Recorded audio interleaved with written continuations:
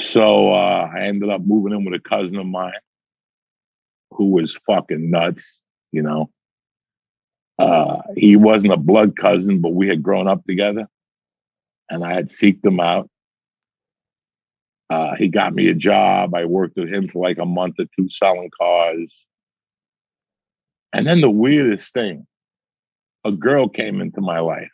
Now I'm looking at my daughter. I'm seeing my daughter now, the whole thing. But this girl came into my life, Lori. Her name was really pretty. I knew her for years. I knew her husband. I knew everybody. All of a sudden, when I get back in that time, her and her husband broke up. And she had just gone off the rails. She was fucking doing blow every night, the whole fucking deal. So me and her got a hotel room and lived together for about a month. And we were just like cocaine partners. We slept together a few times, stuff like that, but we were more friends than anything. And one day I bumped into her husband, who was a great guy. He put his hand out and he goes, "Can I talk to you about something?" I go, "What's up?" And he goes, "Listen, man, I really want to get back together with my wife. Would you mind? Would you just give us, if you left her alone?" He didn't threaten me or anything. This guy could probably beat me up, but he was a man, you know. He goes, "You could do what you want, but if you could help me, I have a child with her. And if I could get her sober, the child could have a mother again, you know." So I remember I thought about it and I'm like, this guy came up to me like a fucking man, you know. So I stopped seeing her. I just got my stuff and left. She was pissed. She called me a bunch of names. And I found a little apartment in Boulder right before the holidays. And yeah, I started 94 in Boulder. So January. And it was great. January 94. By that time, I'm rocking and rolling in comedy in Boulder. You are. And what are you doing to pay bills and things? Do you still have a job, or are you hustling? What are you doing? I'm doing a couple different things. I'm fucking selling cars. I'm selling neon at the time. I was doing whatever I could. What do you mean neon? Like those lights and shit that used to be on everything? Yeah. Open signs and all that shit. Oh, okay. Like that. And I was just doing comedy. Comedy was my life. Comedy was my fucking life, you know? So, hold on here. I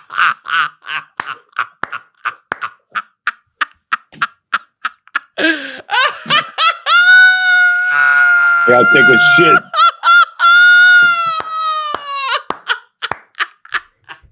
Yeah, can we keep this in? Yeah, you can.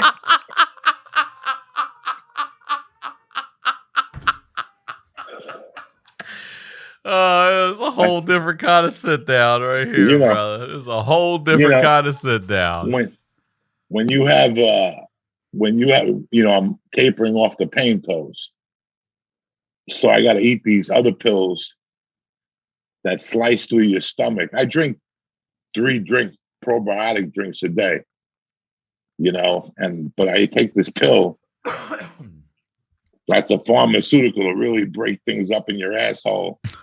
And when you got to shit, you got to shit, Jack. There ain't no time out. There ain't no nothing. A couple of weeks ago, I was doing a podcast, and I had a shit, and I had to come in here with the camera and everything, and just like nothing happened. There was an audio one for Patreon. Oh, and people were hearing. The people put comments. "We heard you flush."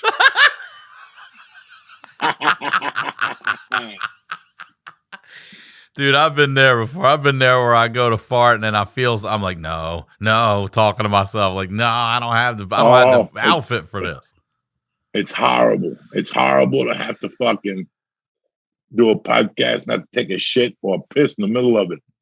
In the middle of this whole surgery, I had to take a little bottle with me into the podcast room.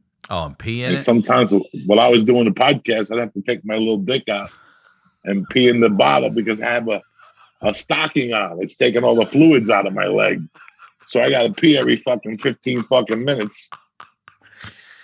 Oh man, tremendous is right, bro. This is a real podcast. This is a real podcast. This is how podcasting used to be. We'd all do it in our apartments and cars and shit. All these fags. Well, your studio, the lighting isn't right. Yeah, go fuck yourself. Don't you love those guys? They complain about the lighting. The sound. You know, don't you go? How's the sound when you suck a dick on the street? How's that sound? You fucking sack of shit. Anyway, sorry about that. It's a tremendous shit. It's coming out nice and smooth. Good. As you can see, there's no pressure. No, I see. There's no faces. Yeah, no redness. You shit. Look good. Yeah. Nah, nice and smooth. That's his medication. It's not even a stool softener. It's a mist. Oh, it's a missile shaper. Yeah, I know those fucking those pills are clog you all up. So this cleans you out, huh? And there's no. It's right when it's now, right now. Yeah, it's now. There's no hold on. I gotta wait. I gotta do two things, and I got some Manscaped cologne right here, so I can sprinkle some of on my ass right after this. You know what I'm saying? A little right there in the muffler. Nobody gets their feelings hurt. You know me. I don't like putting my toilet paper on a thing. I gotta do it fucking right here.